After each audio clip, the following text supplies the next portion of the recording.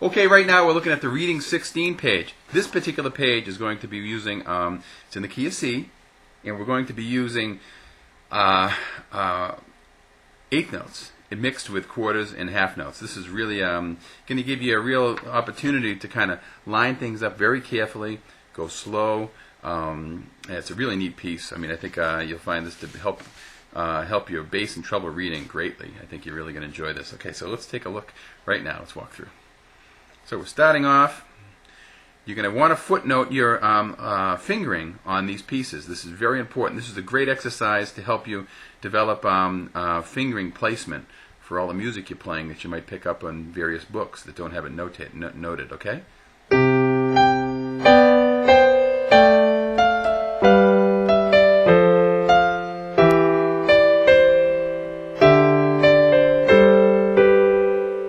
me get this together.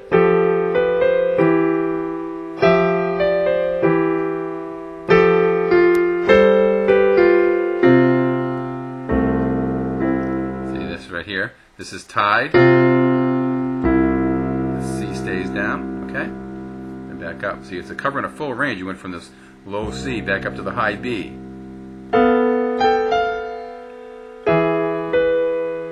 Right here. 1 and 2, 3, 4.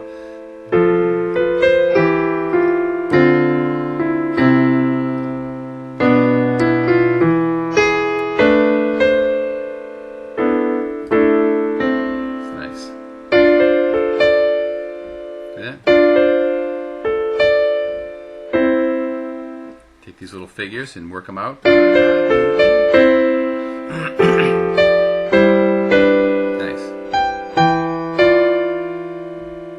And then you get this jumping. It's a kind of complex figure because you get a little bit of jumping going on there with the double notes. Be like 1, 2, and keep it nice and even.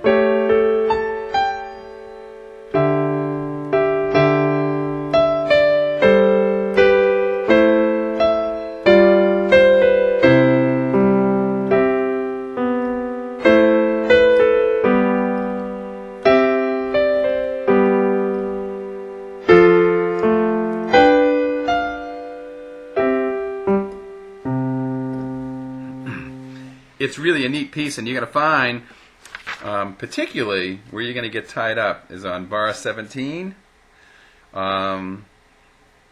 because of that jump. You know, and I have a pretty big hand, and I'm able to, I'm finding it's stretching it a little bit. So you're going to have to work it up. Now, what you might want to do is set the tempo on something like this at a place where you know where the hardest measure is, and you don't want to set it up so, the beginning you're playing off really quick, and then all of a sudden you get to this other bar, you got to keep it at that tempo, it's really impossible for you to do. So what you want to do is set the tempo to meet your hottest measures. That's another really good tip, I think, when you're working on specific pieces. Now, this is a very important part of my program right now, whereas you're looking at music, there's no fingering, the notes are all over the place. Unlike the classical music idiom, where everything is notated and written, we want to try to, in the jazz world, we are constantly faced with looking at music that don't have any fingering at all, no fingering whatsoever. And what we have to do is to be able to adjust our fingering accordingly on the fly. In a situation where you're working up a piece to generate some speed and control on it, you might want to get a pencil out and just jot down pinky's 5, thumb is 1. You can put your fingering in there for each hand to indicate, be like a little helpful indicator, and that's perfectly fine. And you'll be doing that in situations where you get little tricky fingering situations. A lot of times when I'm playing, I look sometimes 2 or 3 bars ahead to see if the left hand is going down or up, and I can kind of better feed myself. But you really have to be able to adjust on the spot when you get into playing popular and jazz music.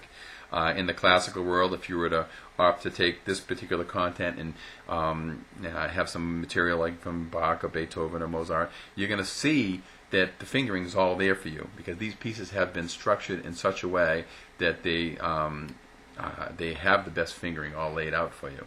What I'm trying to do here is where I'm bridging my skills as a jazz artist over to that of playing popular music and all, and taking the classical fundamental of reading bass and treble clef.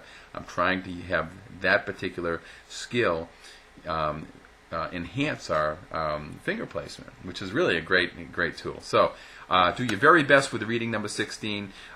You want to take time to play the metronome very, very slow and very fast. And the best way to find out if you're working at the right level is once you get this thing with the metronome, you find where the metronome might be having 1 or 2 or 3 mistakes or glitches every line. That would be probably a good place to be.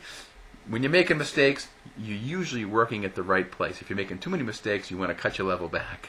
So that's a good way to gauge it. If you're playing from beginning to the end or working on a section where you have no mistakes, chances are you're working at too easy of a level. Okay, so mistakes sometimes can be good. It can kind of be a great indicator that you are working and able to achieve the most results from your time. Okay, so enjoy reading 16 and go slow. It's a rather complex one. There's some really wild fingering things going on in here, and I'm sure you're going to find them real soon. Good luck.